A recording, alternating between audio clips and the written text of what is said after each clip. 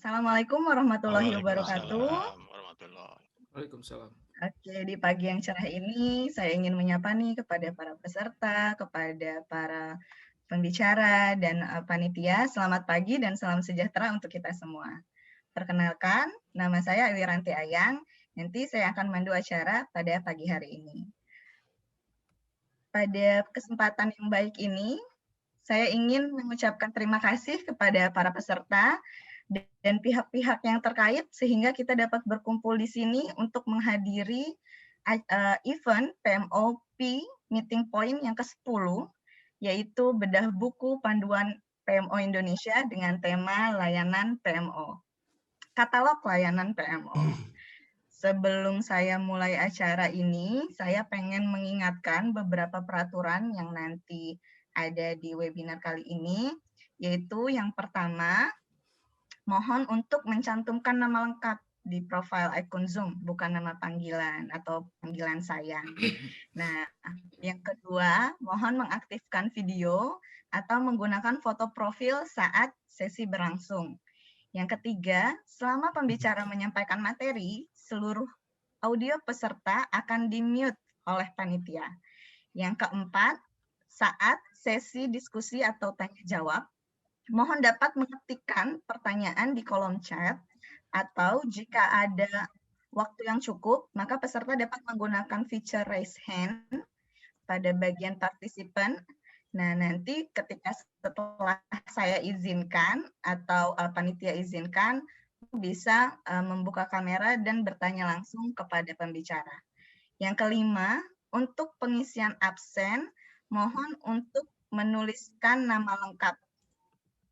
Nah, yang keenam, yaitu nanti di link absen tersebut bagi peserta yang ingin mendapatkan e-sertifikat, bisa menuliskannya di form absen and feedback tadi, karena untuk member PMOP itu akan mendapatkan free e-sertifikat. Nah, selanjutnya saya ingin menyampaikan agenda kita hari ini. Yang pertama itu ada pembukaan. Yang kedua, ada perkenalan singkat mengenai PMO Profesional Indonesia atau yang disingkat sebagai PMOP. Yang ketiga, itu ada bedah buku panduan PMO Indonesia dengan tema katalog layanan PMO, itu inti acara kita hari ini. Yang keempat, ada tanya jawab. Yang kelima, nanti ada kuis. Yang keenam, itu ada closing.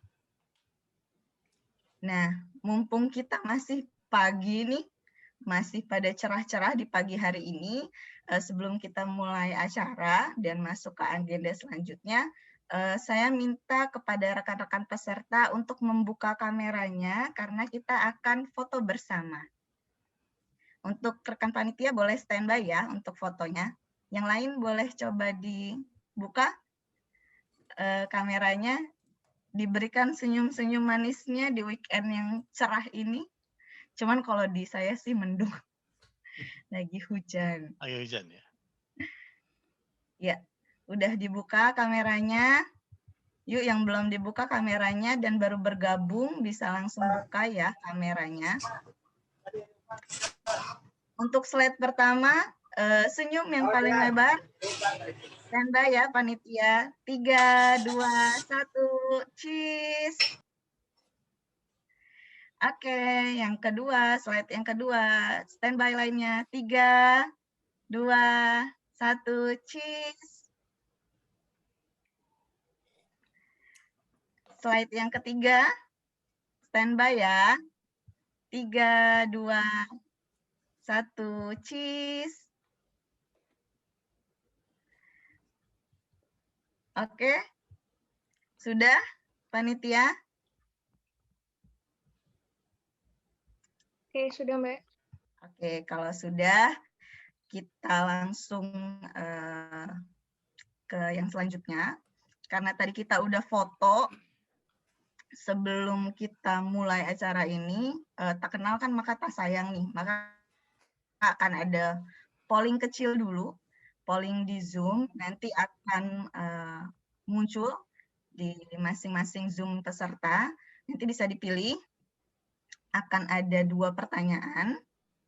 Yang pertama itu, apakah Anda sudah memiliki dan membaca buku panduan PMO Indonesia? Karena kan kita di sini bedah buku nih.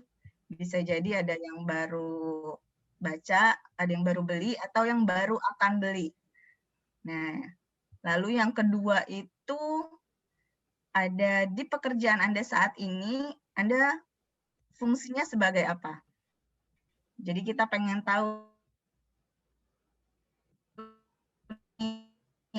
apakah PMO, BA, konsultan, manajemen, atau yang lain. Biar lebih mengalir lagi acara hari ini. Bisa di-pooling dulu. Ya. Udah 59%. Sudah banyak yang beli. Sudah banyak yang beli ternyata. Jadi nanti nggak kudet ya Pak Sahlani ketika pembahasan. Nanti bisa langsung, oh nge-refer ke halaman ini, gitu, ke halaman 18, ke halaman 28, seperti itu. Bisa langsung buka nih.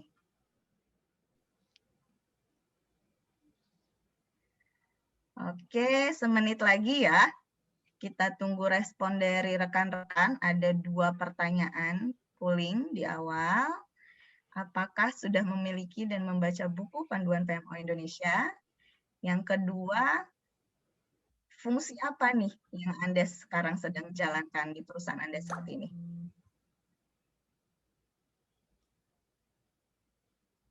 Untuk yang pertanyaan kedua itu banyak yang jadi PM nih. Dan PMO, mungkin dari PM juga mempertanyakan, apa sih ini kerjanya PMO gitu ya?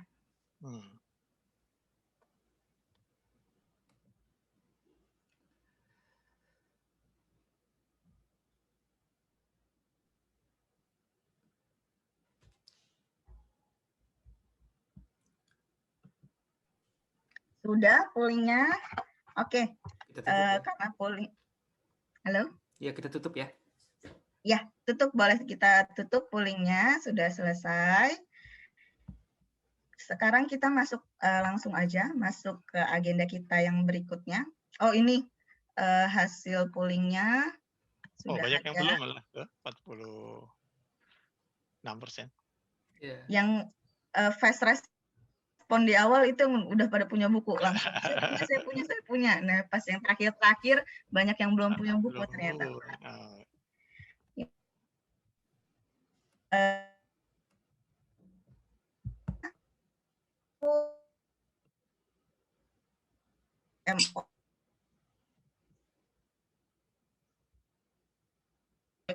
Oleh Mas Akbar Azwir selaku perwakilan dari PMO PI Organizer. Kepada Mas Akbar Azwir, saya persilahkan. Ya, Assalamualaikum warahmatullahi wabarakatuh. Selamat pagi, Bapak Ibu semua, rekan-rekan semua. Terima kasih banyak sudah meluangkan waktu untuk hadir di acara kita kali ini. Semoga mendatangkan manfaat untuk kita semua. Oke, izin Bapak Ibu semua ingin memperkenalkan Pomopi sedikit buat teman-teman yang mungkin belum kenal ataupun belum familiar dengan Pomopi. Jadi Pomopi adalah singkatan dari PMO Profesional Indonesia. Ini adalah komunitas PMO pertama di Indonesia. Jadi ini komunitas PMO, bukan komunitas PM. Walaupun ada irisan antara PMO dengan PM, cuman di PMO PI kita memang spesifik tentang PMO. Nah, objektif kita ngapain sih di komunitas ini? Objektif kita sederhana aja. Kita ingin menjadi wadah untuk saling belajar, saling berkenalan, networking untuk para teman-teman PMO, profesional PMO di Indonesia. Oke. Oh, berarti kalau begitu, kalau saya bukan PMO, saya nggak boleh ikutan dong? Nggak juga, gitu. Kalau teman-teman yang mungkin tertarik dengan PMO atau ada justru ingin masuk ke ingin belajar tentang PMO, ayo atuh silakan sok kita buka pintu dengan senang hati. Dan PMOPI adalah community based, not for profit organization. Jadi kami memang pure tidak mengambil profit dalam konteks semuanya untuk kembali ke organisasi dan untuk untuk kegiatan-kegiatan PMOPI sendiri. Kita mulai di tahun 2018. Kita pertama kali waktu itu menjalankan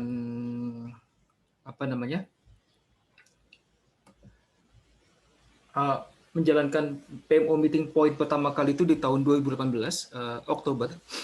Di situ kita masih trial and error. Ini kalau kita adakan komunitas PMO ini kira-kira ada audiensnya nggak ya? Oh ternyata banyak gitu, ternyata cukup positif responnya gitu. Sehingga dari situ kita sering adakan secara reguler meeting point-nya gitu. Dan dari meeting point itu juga kita mendapatkan beberapa inisiatif ataupun juga gagasan-gagasan untuk perkembangan, baik itu perkembangan komunitasnya sendiri maupun juga apa yang bisa komunitas ini sajikan ataupun kontribusi untuk perkembangan profesional PMO di Indonesia. Nah, baik untuk PMO meeting point-nya sendiri, alhamdulillah kita mendapatkan kita bisa mengundang speaker-speaker prominent yang penting-penting yang begawan-begawan ya. Ada Pak Adi, ada Pak Sahlani, ada Pak Iksan gitu. Juga kita ada beberapa speaker internasional, ada Philip Husser, ada Americo Pinto dan yang lainnya. Nah,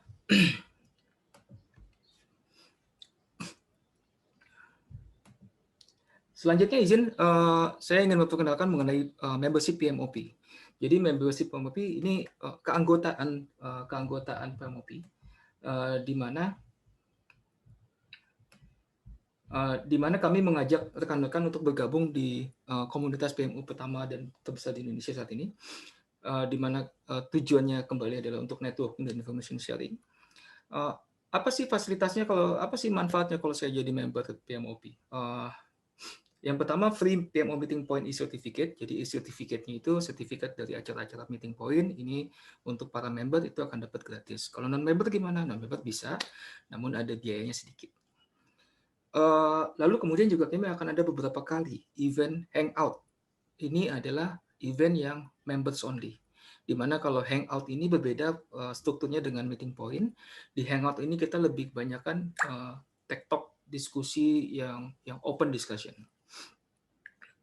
Tapi ini member only. Yang ketiga untuk member, ini FYI. Jadi sebenarnya ada beberapa fasilitas-fasilitas dan fitur dan benefit-benefit lainnya yang akan menyusul nantinya.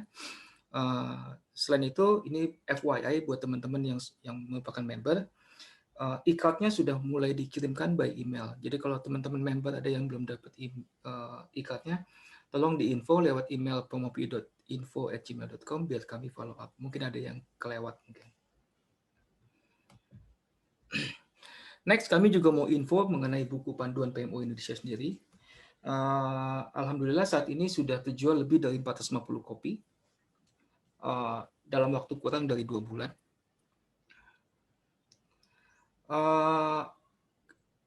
Untuk cetakan kedua, kami akan mulai sesegera mungkin percetakan kedua ini. Dan we need your feedback. Kita butuh feedback dari rekan-rekan semua. Link dari feedback ini nanti akan kami tampilkan di website atau juga bisa klik di bit.ly/feedback buku PMO. Namun kalau mau lebih sederhana lagi nanti tinggal masuk ke website pmop.id.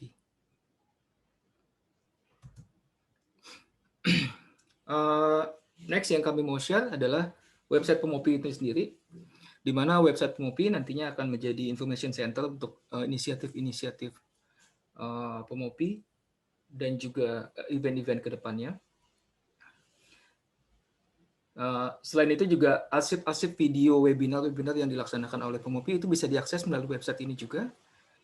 Dan insya Allah nanti akan ada banyak fitur-fitur lainnya di website ini yang sedang kami kembangkan saat ini. Untuk mengaksesnya gampang aja, www.pomopi.id. Oke. Next inisiatif ini adalah wacana dan gagasan, beberapa wacana dan gagasan yang sedang kami terus kembangkan. Yang pasti ada beberapa regular event yang akan kami terus laksanakan. Ya, ini adalah regular PMO meeting point seperti ini. Lalu kemudian juga akan ada regular PMOP Hangouts, di mana ini adalah members only event. Lalu kemudian kami juga insya Allah akan mengadakan workshop PMO. Lalu kemudian juga insya Allah juga di tahun 2021 ini jika memungkinkan kami akan mengadakan PMO Conference.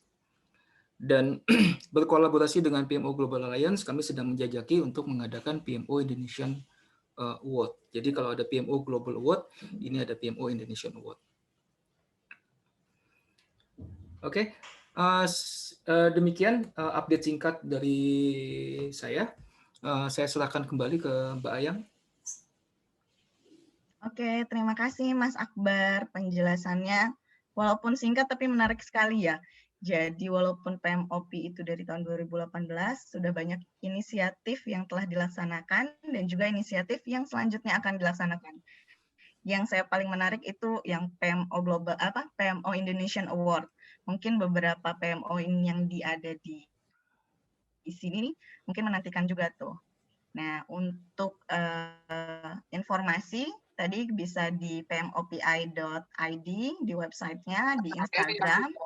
Kita juga ada YouTube, LinkedIn, serta ada media komunikasi lain, Telegram. Nah, untuk di Telegram ini juga seru nih, kita bisa dua arah. Jadi bukan informasi dari kita aja, PMOP Organizer, tapi dari masing-masing rekan juga bisa bertukar informasi dan sesuai dengan spiritnya tadi, kita pengen membuka networking bagi semua member PMOP dan PMO enthusiasm di Indonesia.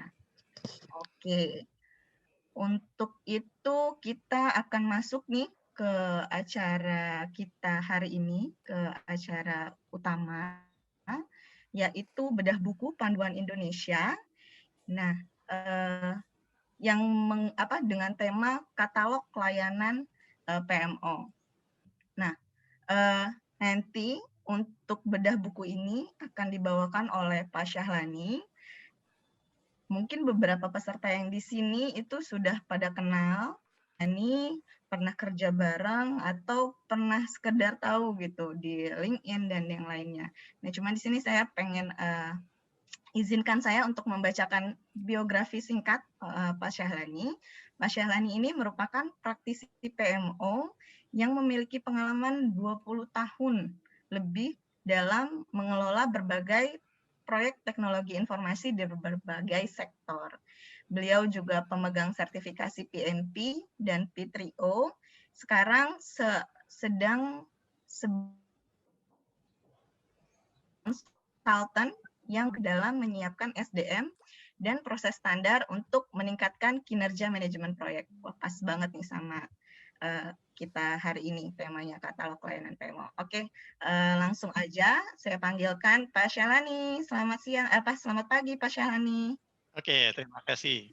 Selamat pagi semua. Assalamualaikum. Waalaikumsalam. Waalaikumsalam wabarakatuh. Waalaikumsalam warahmatullahi wabarakatuh. Ya. Selamat pagi buat kita semua. Saya harap kita semua tetap dalam lindungan Yang Maha Kuasa, tetap sehat ya. Saya diminta oleh PMOPI untuk mengisi acara perdana di tahun 2021 ini. Mungkin nanti giliran Bapak-Bapak Ibu sekalian yang lainnya. Acara kali ini adalah untuk membedah buku, ya, membedah buku yang sudah diterbitkan oleh PMOPI, ya, seperti yang ada di latar belakang bukunya. Nah, buku ini, ya, halo, Ya, Pak. oke. Buku ini ada feedback ya? Enggak. Udah di mute kok semuanya. Ya. Ya. Ya, buku ini adalah hasil kolaborasi beberapa orang. Jadi ini bukan karya saya sendiri. Jadi sudah hadir juga di sini para kontributor, terutama para konseptor di sini. Ada Pak Adi Prasetyo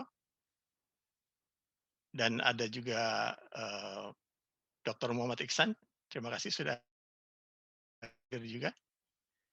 Kemudian tidak main writer dari buku ini, Ibu Anindita. Halo Ya, semuanya. ada semua. Tapi hari ini saya off duty ya. Jadi pertanyaannya apalagi yang susah-susah buat Pak Sahlani aja. Justru saya introduce supaya bisa Ini ada pakai teman nih, Bu. teknik persilatan dong. Persilatan ya. curang. Oke. Nyalain kamera kalau berani. Pak Adi nggak nyalain kamera, Pak Adi. Oh. Ya, oke. Saya akan coba membedah buku PMOPI ini. Ya, kalau yang sudah membaca, jadi buku ini memiliki 3 bab utama, ya. 3 bab utama. Yang pertama tentang bagaimana kita men-setup PMO, ya.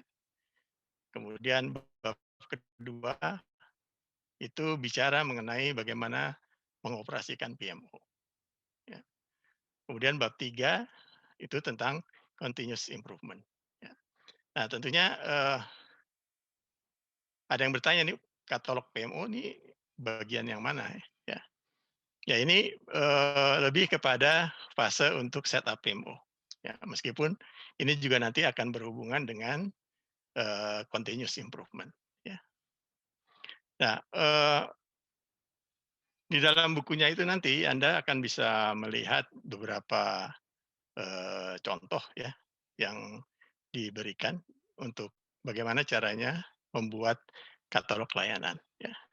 Nah, sebelum itu mungkin saya perlu tahu nih para peserta yang sekarang khususnya untuk yang bekerja di PMO, ya. Kira-kira apa saja yang dilakukan keseharian PMO? Ya. Tim siapa yang bisa menampilkan kuesionernya? Kita akan gunakan Mentimeter untuk pertanyaannya. Oke, untuk ini juga ada Mentimeternya ya? Ya. Kodenya 2468412. Ya, silakan buka menti.com ya. Ya.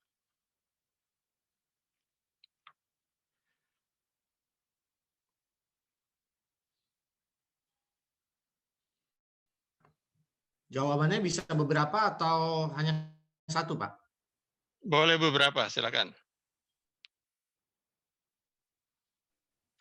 Silahkan untuk rekan-rekan peserta yang ada di sini bisa langsung akses ke www.menti.com dan gunakan kode 2468412 karena ada pertanyaan lainnya yang ingin diketahui lebih jelas oleh Pak Syahrani. Silakan masuk. Project Management, ya maksudnya atau project memastikan tercapainya project objektif dan project goals, ya. Strategic insight dan project untuk senior management, ya. Alignment reporting controlling, ya. Provide guidelines, template, memeriksa dokumen legal kontrak, ya. Ini bisa kita lihat di layar, ya ada 15 orang yang sudah menyampaikan. Standarisasi laporan proyek, menetapkan standar proses, ya. Control all project, expedite dokumen, mengkoordinasi semua proyek yang ada di perusahaan, ya. Summarize project monitoring, manage project goal line dengan timeline, ya. Mengendalikan proyek sesuai kontrak, ya. Monitoring controlling, pastikan standar operation project, reporting, governance, provide template, Oke, mungkin beberapa saat lagi.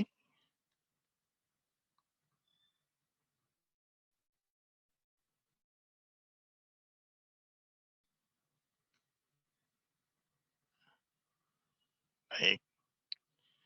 Oke, terima kasih untuk yang sudah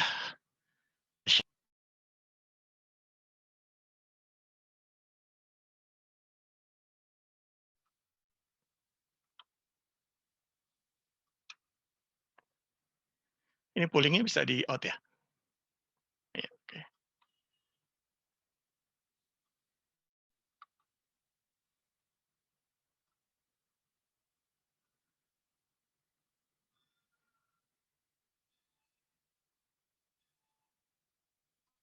Sudah terlihat? Sudah Pak, Pak. aman. Baik. Sudah, Pak. Ya, apa yang tadi kita lihat adalah aktivitas-aktivitas dari PMO Anda, ya. Nah, saya ingin coba melihat dari sisi lain, ya. Kalau saya sebut sebagai layanan, itu komen Anda, ya, ada yang mau share? Jadi aktivitas seperti membuat reporting, kemudian apa namanya, standarisasi template, melakukan bisa nggak kita sebut itu sebagai layanan? Ada yang bisa mau sharing? Bisa, Pak. Mau open mic? Raise your hand.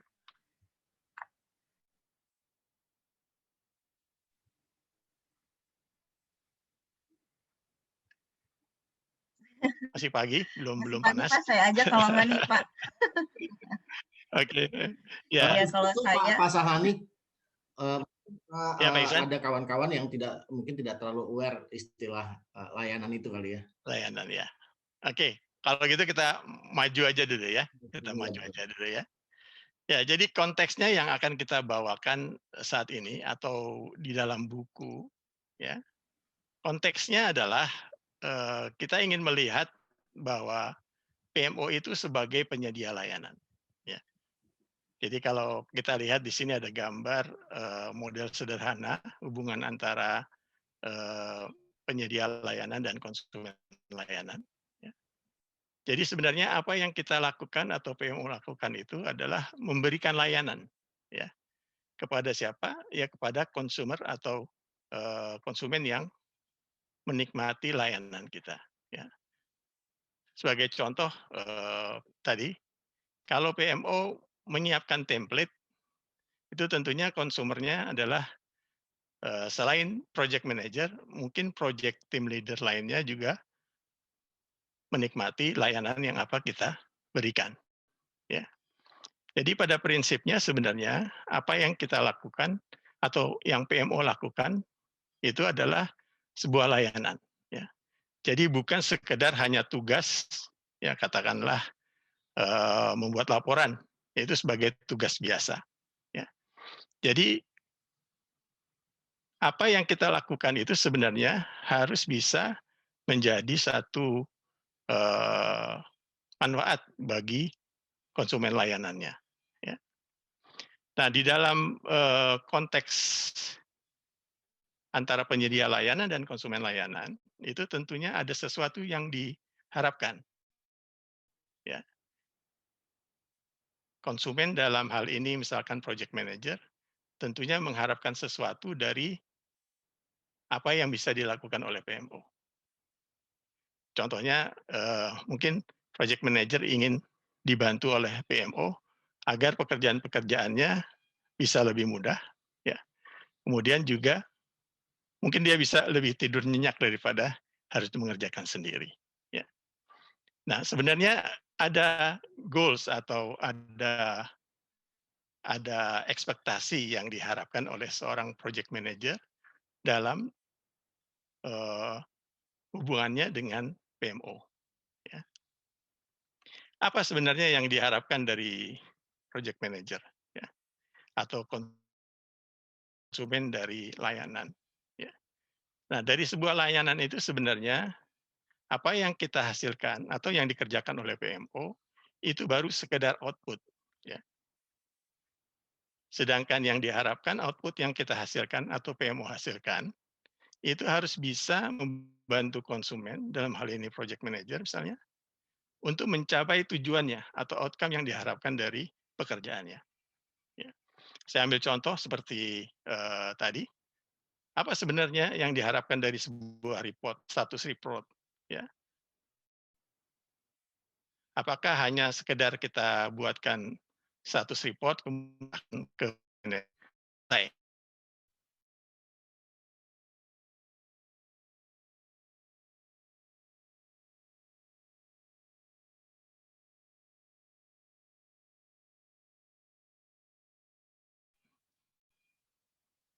Si project manager untuk bisa melakukan decision making. Ya. Jadi data yang kita siapkan di dalam report itu harus bisa actionable oleh project manager. Ya. Jadi outcome yang diharapkan bahwa project manager dengan melihat status reportnya, dia bisa melakukan pengambilan keputusan yang bisa menjaga proyeknya on track. Ya. Nah, kira-kira itu yang ingin kita kembangkan atau kita ingin sampaikan di dalam konsep buku Panduan PMO Indonesia. Ya. Jadi kita melihat PMO sebagai unit organisasi yang memberikan layanan kepada organisasi lain di dalam perusahaan. Ya. Sampai sini ada pertanyaan? Sudah jelas mengenai layanan? Tadi saya lihat ada Pak Rahmat Hidayat, raise hand, Pak. Mungkin silakan. Pak Rahmat Hidayat. Halo. Pak Rahmat. Silakan Pak Rahmat. Boleh di-open mic-nya. Baik, mohon maaf ya. Ya, silakan Pak. Oh, tadi menyambung yang terkait dengan istilah layanan ya. Jadi dari buku PMO, salah satu yang menarik buat saya adalah katalog layanan ini. Jadi PMO kan sebenarnya meskipun sudah cukup lama ya dikenal di dunia project management, cuma untuk dari para manajemen top level belum semuanya terkomunikasi dengan baik ya, apa yang bisa diberikan oleh PMO. Sehingga dengan adanya katalog akan memberikan wawasan yang cukup memberikan pemahaman yang lebih bulat ya. Karena di situ saya lihat cukup baik lah di buku itu, dari mulai tujuannya apa, kemudian ruang lingkupnya seperti apa, prosesnya apa ya. Dan yang paling penting adalah ada KPI-nya ya. Parameter keberhasilan dari layanan itu apa. Ya, kelihatan Pak Rahmat udah baca bukunya sampai habis nih. Saya ambil yang menarik dulu yang saya baca, belum semuanya. Tapi itu bagian menarik buat saya. Baik. Terima kasih Pak Rahmat atas masukannya. Sama Pak Jalan. Ya, jadi apa yang menjadi challenge bagi PMO adalah bagaimana PMO bisa eksis di dalam organisasi yang mana dia bisa terlihat value-nya. Ya. Jadi kalau kita bicara value, ya, saya ambilkan ini dari ITIL definisinya. Ya. Yang dimaksud dengan value di sini adalah manfaat, kegunaan, atau pentingnya sesuatu yang dirasakan atau dipersepsikan oleh customers. Ya. Jadi di sini ada faktor yang disebut sebagai perceived value. Ya. Artinya value-nya tidak serta-merta bisa kita ukur sebagai satu satuan kuantitatif, ya. Tapi mungkin juga akan melibatkan faktor yang kualitatif. Nah, challenge dari PMO itu bagaimana PMO bisa memberikan value ke organisasi. Ya. Dan value itu bisa saja sifatnya subjektif. Ya. Dalam artian bahwa satu stakeholders mungkin akan mempersepsikan value dengan cara yang berbeda dengan stakeholder lainnya. Ya. sama-sama project manager, mungkin project manager A punya pengalaman atau background yang berbeda dengan project manager yang lain, mungkin akan mempersepsikan berbeda dari service yang kita berikan. Ya.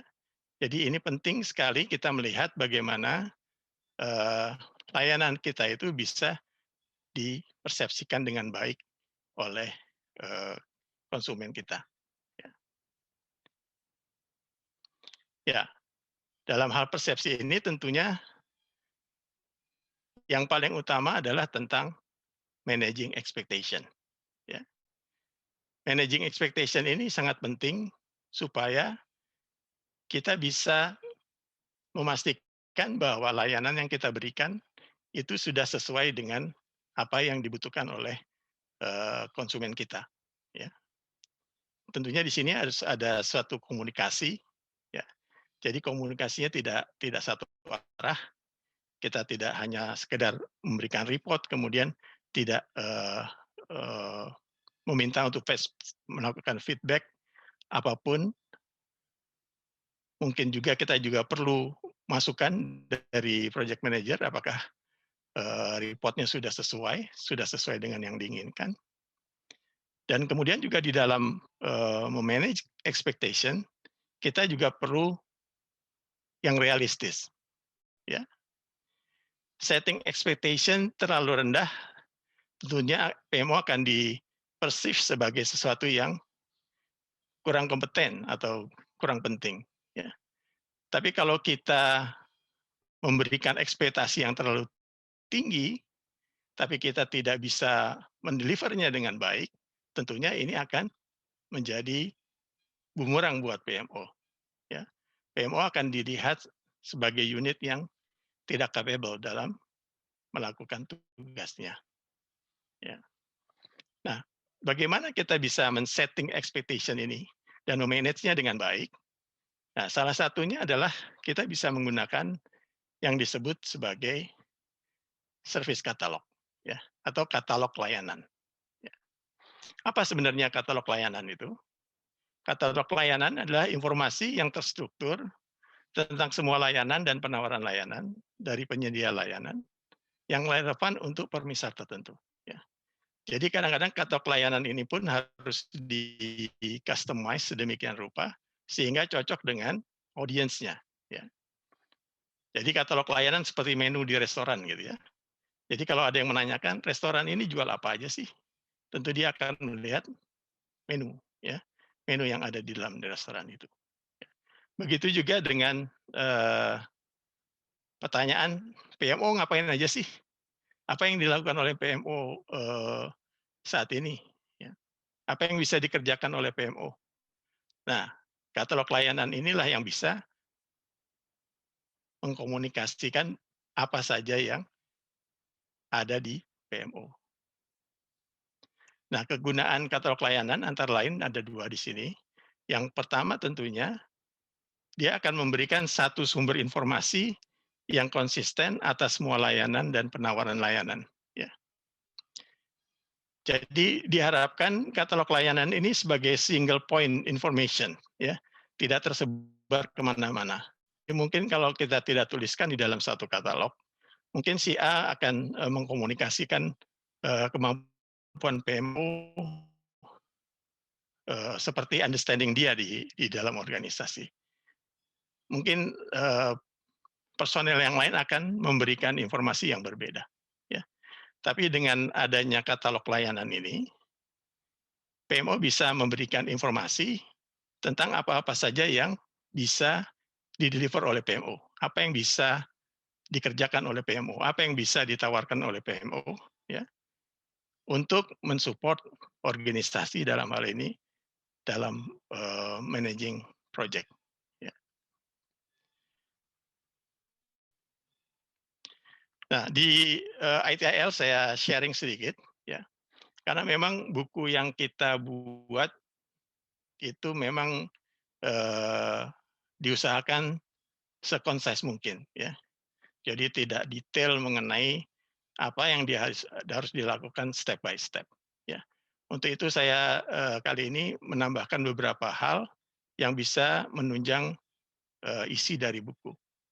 Ya. Nah, yang paling relevan dari service management adalah standar ITIL.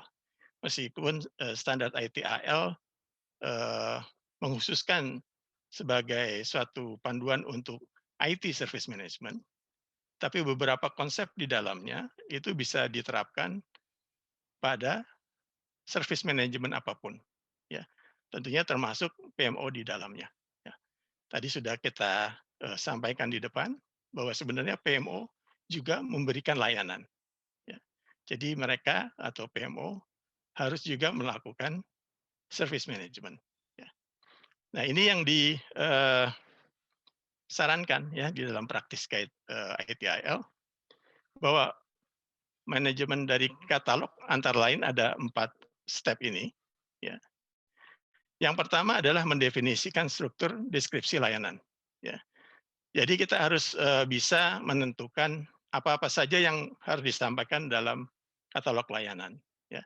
Informasi apa saja yang harus disampaikan di dalam katalog layanan. Ya. Kemudian setelah strukturnya disepakati, tentunya harus dilengkapi isi dari masing-masing atribut yang akan dituangkan di dalam katalog. Ya. Selain itu, setelah melengkapi informasi, tentunya harus dijaga tetap up to date, ya, tetap mutakhir. Ya. Setelah itu, ya, setelah kita punya lengkap informasi mengenai layanan yang kita miliki, kita juga mengcustom atau menentukan tampilan-tampilan apa yang diperlukan untuk audiens tertentu. Ya. Service katalog juga diperuntukkan selain untuk eksternal juga internal. Ya. Jadi ada informasi yang detail teknis mungkin diperlukan oleh personel PMO itu sendiri. Yang tentunya akan berbeda informasinya atau tampilannya untuk mereka yang hanya sebagai user. Ya. Nah, ini harus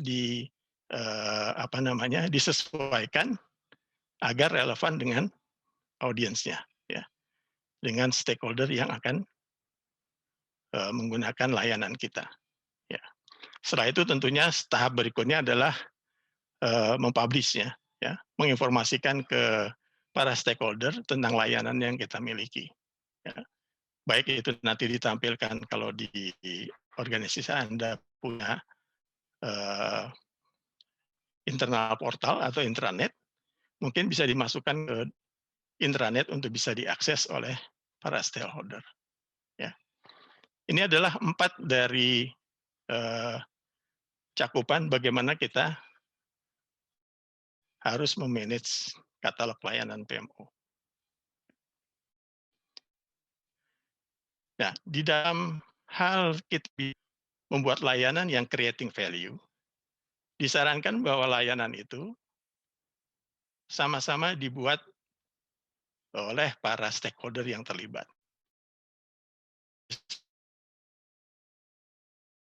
Collaboration intinya adalah value itu sebenarnya akan tercipta dari hasil kerjasama para pihak yang terlibat, ya, dari penyedia layanan, konsumen layanan, dan organisasi lain yang terlibat. Ya, nanti kita lihat dimensi layanan itu seperti apa. Ya. Nah, kalau kita sudah bisa membuat layanan bersama-sama dengan mereka yang akan menikmati layanan itu, diharapkan tentunya layanan yang kita berikan akan lebih sesuai dengan keinginan mereka. Ya, itulah yang pentingnya kita melakukan value co-creation.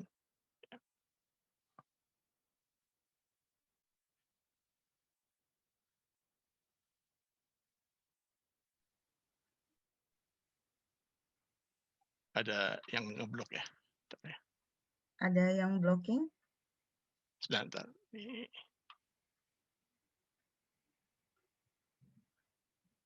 Di tempat saya, oh, udah oke. Tadi sempat blocking. Oke ya. Saya lupa cara nge-clear ya, biarin dulu ya. Clear all drawing, oke.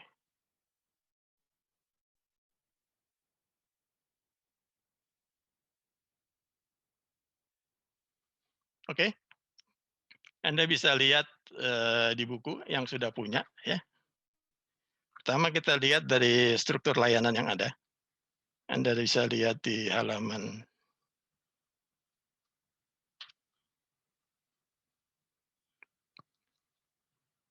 halaman 25 ya. Di sini dicontohkan sebuah struktur katalog layanan ya, seperti Pak Rahmat tadi udah membaca ini. Udah mendetail sekali apa yang ada di dalamnya ya. Jadi katalog layanan ini banyak variasinya. Apa yang disampaikan di dalam buku ini adalah salah satu contoh yang bisa digunakan ya. Jadi dalam struktur katalog layanan tentunya tadi seperti tadi yang saya sampaikan itu adalah hasil kesepakatan ya, co-creation dari para pihak yang akan menggunakan layanan kita ya. Ya, struktur katalog layanan yang mungkin bisa digunakan antara lain informasi mengenai nama layanannya tentunya. Kemudian ruang lingkup layanannya seperti apa ya. Baik itu tujuannya, kemudian siapa yang akan terlibat ya, proses owner-nya siapa, itu disampaikan di dalam ruang lingkup layanan ya. Kemudian ada proses di sana, tentunya harus ini sangat diperlukan bagi internal PMO yang akan melaksanakan pekerjaan ya. Kemudian kebutuhan sumber dayanya ya, jadi nanti juga bisa membantu project manager dalam mengkalkulasi budgetnya. Jadi untuk layanan tertentu berapa kebutuhan sumber dayanya, kualifikasinya ya. Kemudian termasuk juga di dalamnya tools apa yang akan digunakan ya. Kemudian juga di situ disampaikan kualifikasi dari personel yang dibutuhkan untuk mendeliver layanannya seperti apa ya. Kemudian informasi yang lainnya adalah produk akhir atau deliverables-nya. Deliverables apa yang di-create di layanan tersebut ya. Tentunya ada beberapa juga working document sebelumnya, sebelum report akhirnya atau deliverable akhirnya bisa disampaikan di sana ya. Kemudian bagian terakhir mengenai KPI. KPI ini bisa nanti kita singgung di belakang, yaitu mengukur kinerja dari layanan maupun organisasi PMO-nya ya. Nah, dalam memberikan atau membuat struktur katalog layanan, sebaiknya memperhatikan beberapa hal yang disebut sebagai dimensi layanan ya. Sekali lagi saya ambilkan ini dari ITIL. Jadi ada 4 dimensi layanan menurut ITIL. Tapi untuk bapak-bapak yang sudah biasa dengan operation excellence, ini rasanya tidak asing ya. Kalau di operation excellence ada 3 biasanya ya, yaitu people, process, dan tools ya. Nah ini ITIL mengembangkan menjadi 4 ya, di mana kita lihat faktor people dibagi 2 ya. Yang pertama adalah organization dan people. Ini adalah people di sisi internal ya, dengan para mitra dan pemasok ya, yaitu people dari sisi eksternal ya. Jadi karena sebuah layanan itu mungkin saja tidak dideliver oleh kita sendiri ya. Jadi kita menggandeng mitra atau supplier lain untuk bisa mendeliver layanan PMO ya. Nah, dimensi ketiga yaitu informasi dan teknologi. Ya, ini sengaja dipisah antara informasi dan teknologi, bukan information teknologi ya. Jadi tidak hanya sekedar teknologinya, yaitu juga informasi yang dibutuhkan atau informasi yang dihasilkan ya. Jadi sebuah layanan tentu akan membutuhkan data-data apa saja untuk menunjang layanan tersebut. Kemudian data-data tersebut akan diolah seperti apa ya, menggunakan teknologi atau tools yang bagaimana ya. Makanya disebut terpisah, yaitu information dan teknologi ya. Yang keempat, dimensi keempat adalah mengenai proses ya. Tentunya ini biasa ya, proses dan workflow atau alur kerja, bagaimana proses itu dijalankan ya. Kalau kita lihat dari contoh katalog yang disampaikan di dalam buku ini, sebenarnya sudah mencakup apa yang direkomendasikan oleh ITIL. Ya. Jadi dimensi layanan ini sudah tercakup di dalam katalog, struktur katalog yang kita buat. Ya. Nah, kalau Anda lihat sendiri, layanannya apa saja sih layanan PMO? Anda bisa lihat di buku panduan itu, di halaman 19 ya. Di halaman 19 itu di 19 sampai dengan 24 ya. Itu diberikan contoh-contoh layanan yang bisa diberikan oleh PMO ya. Jadi dalam panduan ini kami memberikan 28 layanan ya yang terbagi atas 5 kategori atau fungsi yaitu dukungan pelaksanaan proyek atau program, kemudian pengembangan kompetensi dan metodologi manajemen proyek atau program, kemudian perencanaan strategis atau dukungan portfolio, kemudian pengembangan dan pembelajaran organisasi, kemudian tugas lainnya yang mungkin di-assign untuk PMO. Ya. Nah, seperti yang kita lihat dari kelompok-kelompok layanan ini atau fungsi layanan ini, tentunya PMO ini luas cakupannya, ya, dari proyek, program maupun portfolio. Ya. Nah, sebagai tambahan untuk wawasan kita bisa membandingkan 2 source lainnya yang saya berikan di sini. Ya. Yaitu yang pertama adalah buku dari Axelos ya. Axelos kalau yang belum kenal yaitu organisasi seperti Project Management Institute yang ini berbasis di UK yang juga menerbitkan standar-standar di bidang project management. Ya. Mungkin Anda kenal Prince2, ya Prince2 itu adalah salah satu standar project management yang dikeluarkan oleh Axelos. Nah ini adalah salah satu standar atau best practice yang dikeluarkan oleh Axelos untuk portfolio, program, and project office, ya, khusus mengenai PMO. Di dalam buku P3O ini, layanan PMO itu dibagi atas 21 fungsi dan dalam 3 kelompok. Ya. Kelompok strategis atau strategic planning, kemudian kelompok delivery support, yaitu yang mendeliver program atau project, kemudian Center of Excellence. Ya.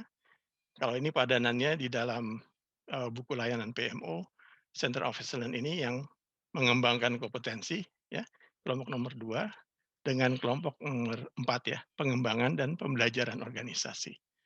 Itu adalah tugas dari COE atau Center of Excellence. Ya.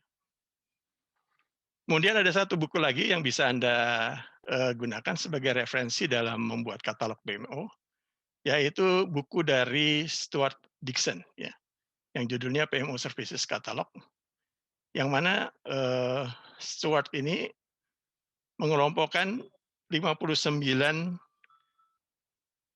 layanan, kelompok layanan, yang dibagi atas 25 area layanan, ya, dia sebutnya sebagai knowledge area-nya PMO, dan 3 tipe aktivitas PMO. Ya. Aktivitas PMO dibedakan aktivitas untuk melakukan desain, mengoperate, atau memonitor. Ya, ini agak berbeda sudut pandangnya. Ya. Tapi yang menarik dari sini yang juga untuk bisa kita pahami bahwa layanan-layanan yang di list di buku PMO, 28 layanan ini, itu sebenarnya adalah suatu kelompok layanan. Ya, yang dalam hal ini Stuart memberikan definisi atau pengelompokan. Saya berikan contoh di sini, ada salah satunya. Area layanannya misalkan melakukan roll up reporting. Ya. Artinya ini adalah satu layanan dari managing multiple project. Ya. Managing multiple project. Nah, tipe layanannya dia sebutnya ini adalah layanan yang operation, bukan desain ataupun hanya memonitor, tapi operation. Kemudian kelompok layanannya disebut sebagai reporting operation. Ya. Sedangkan layanannya sendiri ada 4. Ya. Jadi detailnya itu akan sangat banyak. Ya. Kalau tadi ada 25 area, ya, ini dikembangkan lagi menjadi layanan yang lebih spesifik. Ya. Dalam hal ini untuk reporting operation, itu didetailkan menjadi 4. Yang pertama adalah mengumpulkan progres masing-masing proyek, kemudian melakukan analisa dan rekomendasi terhadap report project tersebut, kemudian melakukan kompilasi terhadap semua report menjadi terkoordinasi atau terkonsolidasi, kemudian hasil konsolidasi itu pun diberikan rekomendasinya untuk manajemen. Ya. Jadi ada 4 service yang terlibat dari kelompok service. Ya. Ini yang perlu dipahami. Jadi dari sisi user, tadi kita singgung mengenai view dari user. Mungkin user hanya view 1, ya, yaitu reporting operation. Tapi yang kita lakukan di belakang sebenarnya ada 4 layanan. Seperti itu. Ya. Jadi di dalam menyusun layanan, kita juga harus memperhatikan layanan satu dengan layanan lain. Ya. Seberapa detail layanan tersebut kita deskripsikan, dan kemudian kita harus memperhatikan hubungan antara satu layanan dengan layanan lain.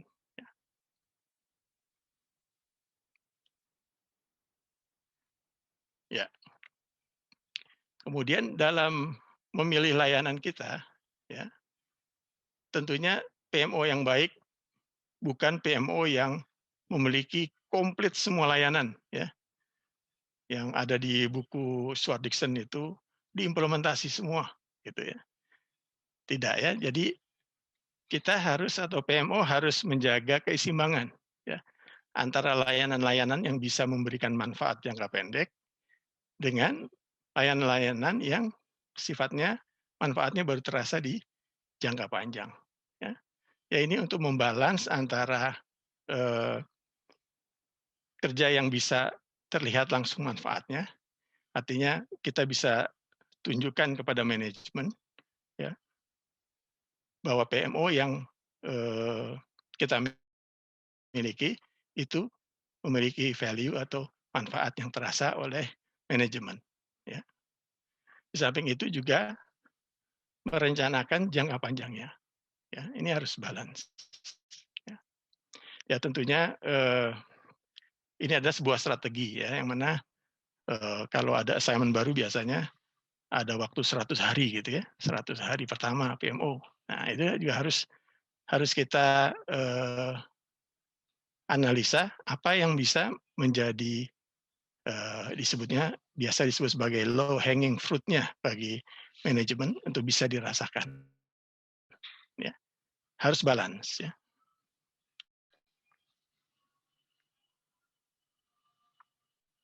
Sorry.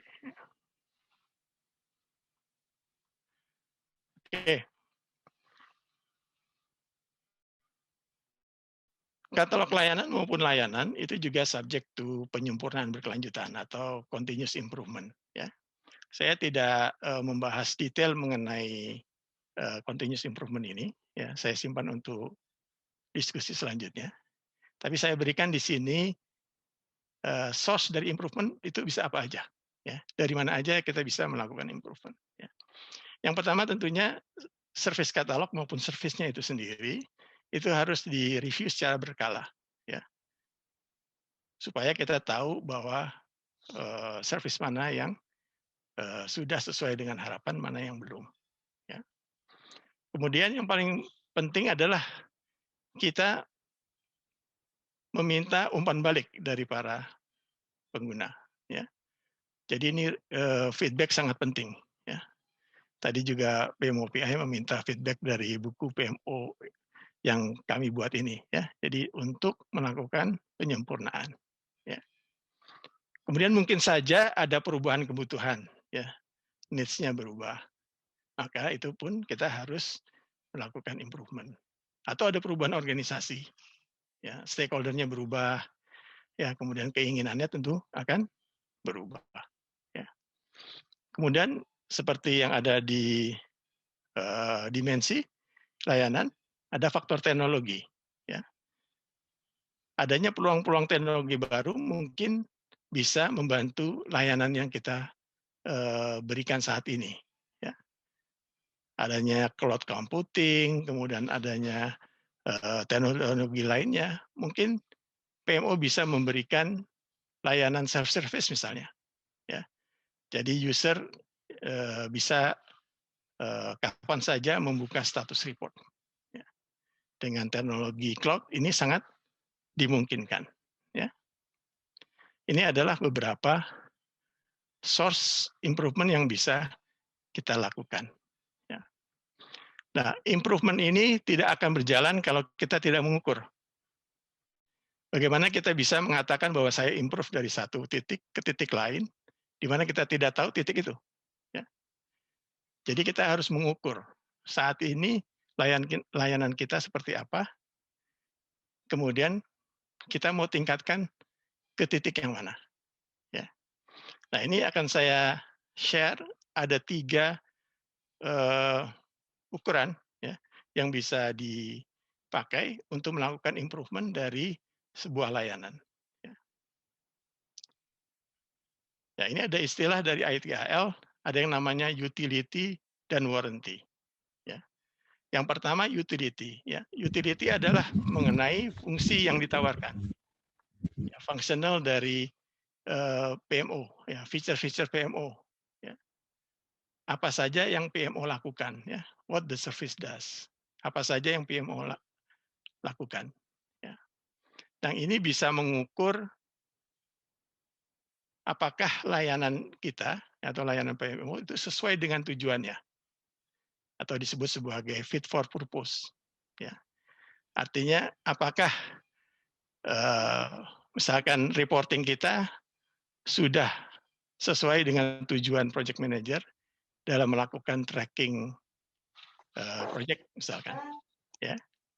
Nah, layanan atau utility yang baik itu harusnya bisa mendukung kinerja dari konsumen kita atau menghilangkan hambatan atau kendala dari yang kita layani. Ya. Itu adalah faktor utility yang bisa kita ukur. Ya. Kemudian yang kedua, faktor warranty. Ya. Warranty ini mengenai kinerja dari layanan yang kita berikan.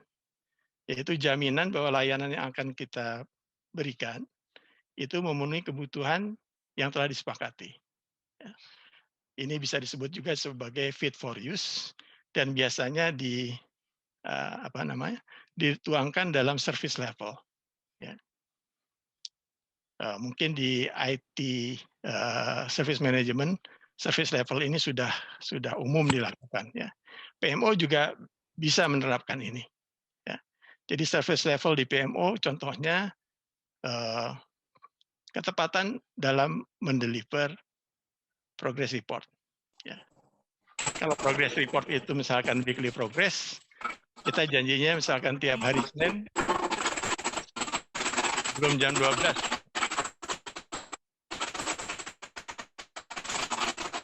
Ada yang main tembakan? Halo. Ya. Ya itu adalah warranty ya. Service level. Jadi service level bisa kita terapkan juga di PMO. Kemudian ada satu lagi ukuran yang mungkin ini juga penting karena tadi di depan layanan itu sebenarnya tentang expectation, ya. Bagaimana kita bisa mengukur expectation. Ya. Nah, salah satunya yang saya sampaikan di sini adalah mengukur experience dari pengguna layanan kita. Ya. Experience ini sesuatu yang dirasakan, ya, interaksi antara PMO dengan konsumernya maupun dengan layanannya. Ya. Nah, biasa untuk mengukur experience ini dengan customer satisfaction survey. Ya. Customer satisfaction survey biasanya menggunakan level 1, 2, 3, 4, 5 gitu ya. Kalau Anda memesan Gojek atau Grab tentunya drivernya biasanya minta apa? Jangan lupa bintang 5-nya ya, gitu ya. Nah, ini adalah untuk setting untuk minta feedback experience-nya ya. Nah, ini ada satu lagi ukuran yang bisa digunakan selain kita bisa menilai level satisfaction dari pelanggan kita bisa menggunakan ukuran yang disebut sebagai NPS atau Net Promoter Score ya. Ini untuk mengukur kesetiaan ya, kesetiaan dari pelanggan kita. Biasanya question yang disampaikan seperti ini ya. Seberapa besar kemungkinan Anda akan merekomendasikan layanan ini kepada rekan Anda? Ya. Jadi karena dia sudah merasa puas, ya, seharusnya dia bisa menjadi agent kita mempromosikan layanan kita. Ya. Nah, NPS ini hasil dari kalkulasi berapa jumlah promoters dan berapa jumlah detractors. Ya. Jadi promoters di sini adalah orang yang diharapkan dapat menampilkan perilaku untuk menciptakan nilai atau yang bisa merekomendasikan, ya, dia bisa memakai kembali layanan kita, ya, atau loyal terhadap layanan kita dalam jangka panjang. Nah, sebaliknya detraktor ini tidak mau ya, tidak mau untuk merekomendasikan. Ya. Nah, dua angka ini menjadi satu ukuran NPS yang bisa kita gunakan sebagai barometer dari layanan kita. Ya. Baik, saya tiba pada slide terakhir dan mungkin juga sebagai takeaway dari presentasi kita hari ini, bahwa dari layanan ini ITIL memberikan 7 prinsip dalam memberikan layanan. Ya. Yang pertama adalah fokus on value. Ya. Kita sudah bicara dari depan sampai slide ini bahwa pentingnya value. Ya. PMO harus bisa menunjukkan value-nya di dalam organisasi agar ia tetap eksis. Ya. Kalau PMO dipandang manajemen nggak punya value, pasti akan dibubarkan segera. Ya. Sebagai cost center yang segera harus dieliminasi. Nah, ini fokus on value ini penting. Ya. Tadi sudah kita jabarkan bagaimana kita harus melakukannya secara baik ya, dan memanage dengan baik. Kemudian yang kedua, ini saran yang kedua atau prinsipal yang kedua, yaitu start where you are. Ya. Jadi kalau Anda sudah punya PMO saat ini, jangan di skip dari awal ya. Jangan start from scratch gitu ya. Jadi Anda bisa evaluasi apa yang sudah Anda lakukan sekarang, seperti yang tadi yang sudah ditampilkan, review kembali. Ya. Apakah service Anda sudah memperhatikan 4 dimensi layanan? Ya. Apakah Anda sudah mendefine orang-orangnya yang akan melakukan, role-nya seperti apa yang diperlukan, kemudian data-datanya sudah di-define apa belum, begitu juga dengan keluarannya, apakah ada tools yang bisa digunakan untuk memperbaiki layanan. Ya. Jadi lakukanlah review terhadap apa yang sudah kita miliki. Ya. Jangan buru-buru melakukan tambahan-tambahan informasi atau tambahan-tambahan layanan, sementara layanan yang ada sebenarnya sudah baik tapi ditinggalkan. Ya. Prinsipal yang ketiga, progress iteratively with feedback. Ya. Anda langsung cering, wah ini agile gitu ya. Ya, ini ada prinsip agile. Ya, jadi untuk membuat layanan itu tidak perlu menunggu semua komplit sempurna. Ya. Jadi Big Bang approach itu tidak disarankan. Jadi disarankan lakukanlah secara iteratif. Ya. Sedikit-sedikit kita tambahkan improvement kita. Dan jangan lupa minta feedback. Ya. Jadi dengan adanya feedback kita bisa memperbaiki apa yang sudah kita lakukan. Ya. Sementara setelah itu kita lakukan tambahan-tambahan layanan untuk memperkaya features dari PMO kita. Ya. Yang keempat, ya, adalah collaborative and promote visibility. Ya. Tadi sudah disinggung mengenai bagaimana kita melakukan value co-creation. Ya.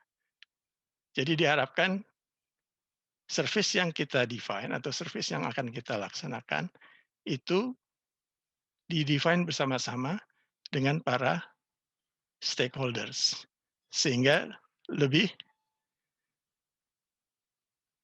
sesuai, ya, lebih sesuai. Nah, ini tantangannya di sini adalah biasanya di dalam organisasi itu terjadi silo-silo, ya. Jadi terkotak-kotak.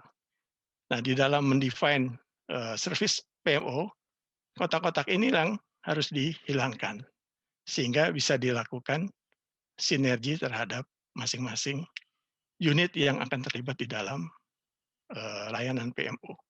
Ya. Kemudian ini yang kelima, ini hubungannya erat sekali dengan kolaborasi tadi. Ya. Kita harus berkolaborasi dengan siapa? Itu kita harus melihat secara holistik, ya, system thinking. Ya. Jadi satu layanan itu tidak berdiri sendiri, tidak stand alone. Ya. Dia akan berinteraksi dengan sistem-sistem yang lain. Ya. Kalau PMO membuat status reports, khususnya katakanlah di situ ada financial status, tentunya harus berhubungan dengan bagian finance, ya, di kantor atau di dalam organisasi. Ya.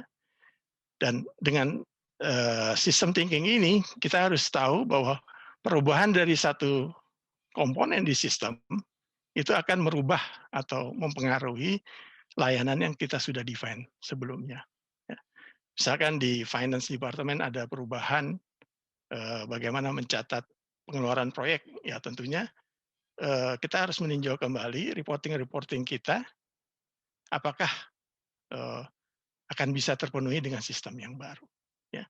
System thinking ini penting sekali. Ya. Kemudian yang keenam adalah diharapkan proses, prosedur dan yang lainnya itu dibuat simple, ya, keep it simple, sehingga tidak complicated. Ya. Ya, ini ada prinsip Lean di mana diharapkan kita hilangkan semua proses-proses yang tidak memberikan value, ya. Kecuali proses-proses yang diharuskan untuk memenuhi suatu compliance tertentu. Ya. Dan yang terakhir, optimize dan automate. Ya. Di sini diharapkan otomasi sebanyak mungkin. Ya. Artinya pekerjaan-pekerjaan yang bisa diotomasi dan tanpa diperlukan adanya intervensi atau keterlibatan manusia, itu sebaiknya diotomasi. Ya. Tetapi ada catatannya di sini bahwa mengotomasi itu tidak sesegera mungkin. Ya. Harus dilakukan dulu optimisasi. Ya. Karena kalau kita mengotomate sesuatu yang tidak optimal, tentunya akan wasting. Ya. Akan wasting. Jadi kita lakukan dulu optimalisasi dari proses yang kita define, kemudian kita lihat peluang-peluang bagian-bagian mana yang bisa diotomasi. Ya. Nah, itu adalah 7 prinsip yang ada di service management yang bisa menjadi acuan atau guiding di dalam kita mendefine service-service atau layanan PMO yang akan kita berikan kepada organisasi. Ya. Saya cukupkan presentasi saya saat ini. Selanjutnya mungkin bisa kita buka diskusi. Untuk itu saya kembalikan ke moderator. Terima kasih. Oke, terima kasih Pak Sahlani. Mungkin sebelum kita masuk ke diskusi, aku rangkum dulu nih sedikit. Jadi memang untuk di PMO sekarang, konsep PMO sekarang kan ini udah berubah nih dari struktur administrasi menjadi penyedia layanan atau service provider. Nah, di mana keberhasilan PMO ini bukan hanya output saja hasil akhir yang dilihat, tapi juga outcome, bagaimana impact-nya yang PMO bisa berikan kepada manajemen untuk memberikan added value yang nantinya akan digunakan untuk managing expectation itu sendiri. Nah, dan untuk layanan PMO sendiri ini, di buku panduan Indonesia itu ada 28 layanan yang terbagi di 5 kategori. Kategori pertama itu ada dukungan pelaksanaan proyek atau program, itu dia ada 7 layanan. Yang kedua itu pengembangan kompetensi dan metodologi, itu ada 5 layanan. Yang ketiga, perencanaan strategis dukungan portfolio, itu ada 7 layanan. Kategori keempat itu ada pengembangan atau pembelajaran organisasi, itu ada 6 layanan. Yang kelima ada layanan lainnya. Nah, di mana untuk mengevaluasi layanan ini sendiri, itu dia ada 3. Yang pertama berdasarkan utility, yang kedua itu berdasarkan warranty, yang ketiga berdasarkan customer satisfaction survey. Nah, lalu ada 7 prinsip juga tuh tadi yang Pak Syahrlani sampaikan dari ITIL. Yang pertama itu ada focus on value, ada start where you are, progressive iteratively feedback, promote visibility, think and work holistically, keep it simple and practical, lalu optimize and automate. Luar biasa sekali Pak Syahrlani. Ini juga udah ada banyak pertanyaan yang masuk.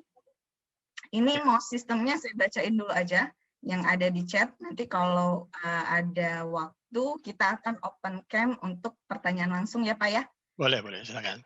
Oke. Untuk pertanyaan pertama itu tadi ada dari Pak L, tapi itu sudah dijawab ya via chat juga. Nah ini ada pertanyaan yang kedua, itu dari dari Pak Firman Arnold Amos Simanjuntak.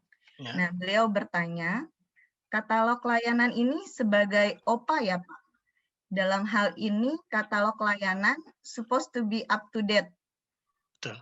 Pertanyaan saya, bagaimana mekanisme katalog layanan ini tetap up to date, inline, atau relevan dengan kebutuhan proyek atau stakeholder? Begitu. Baik, ya.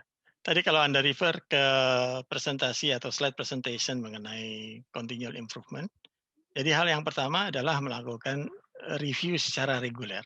Ya.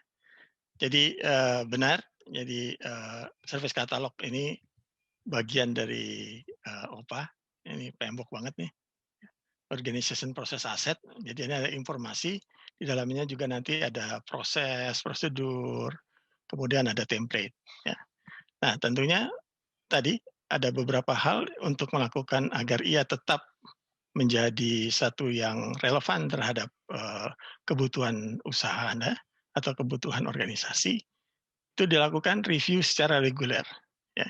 Ada beberapa hal lain seperti ada nggak perubahan organisasi, kemudian ada nggak perubahan kebutuhan, ya itu yang bisa dipakai sebagai masukan bahwa kita harus melakukan perbaikan atau continuous improvement. Apakah suara saya terdengar? Terdengar Pak Syahrlani. Ya, saya lihat layarnya freezing ya. Mana? Jelas. Oke, ini juga ada pertanyaan. Yang lain boleh, Pak? Ini yang lain boleh menambahkan ya kalau Pak Iksan monggo kalau mau menambahkan, Pak Adi, Bu Anin monggo kalau mau menambahkan. Pak Arnold, bagaimana sudah menjawab belum atau ada pengembangan dari pertanyaan lagi? Bu, Pak Salani, makasih. Ya, Pak Arnold. Ini panggilannya Pak Firman atau Pak Arnold Schwarzenegger nih? Firman bisa Pak Salani. Salam kenal. Pak. Salam kenal juga Pak Firman. Baik, terima kasih penjelasannya Pak. Ya. Lalu ada dari Pak Bekti nih.